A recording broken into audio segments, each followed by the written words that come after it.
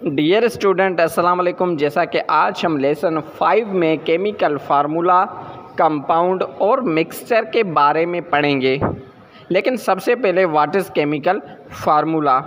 Chemical formula हमें ये बताता है कि कौन कौन से एलिमेंट्स और कितने एटम्स कंपाउंड या मॉलिक्यूल में मौजूद है।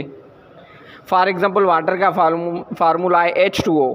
इस फार्मूले से ये पता चलता है कि वाटर के मॉलिक्यूल में 2 हाइड्रोजन के एटम्स हैं और 1 ऑक्सीजन एटम है। और अमोनिया का फार्मूला NH3, मतलब इसमें 1 नाइट्रोजन एटम है और 3 हाइड्रोजन एटम्स हैं। नाउ कंपाउंड, जब 2 या 2 से ज़्यादा डिफरेंट मुख्तलिफ एटम्स आपस में केमिकली कंबाइन होते हैं तो उसको हम कंपाउंड कहते हैं। फॉर एग्ज़ाम्पल जैसे वाटर कंपाउंड है, उसका फार्मूला है H2O।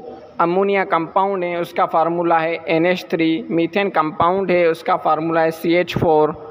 नाउ मिक्सचर, जब 2 या 2 से ज़्यादा सब्सटेंस आपस में कंबाइन हो विदाउट केमिकली और उसकी कंपोजिशन फिक्स भी ना हो तो उसको हम मिक्सचर कहते हैं।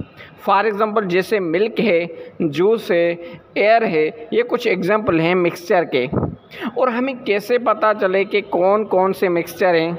सिंपल है, अगर किसी चीज़ को केमिकली फार्मूला या केमिकली सिंबल नहीं है तो समझें वो मिक्सचर है।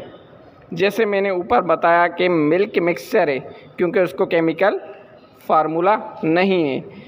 जिसको केमिकल फार्मूला ना हो समझें वो मिक्सचर है, और जिनको केमिकल फार्मूला हो समझें कि वो कंपाउंड हैं।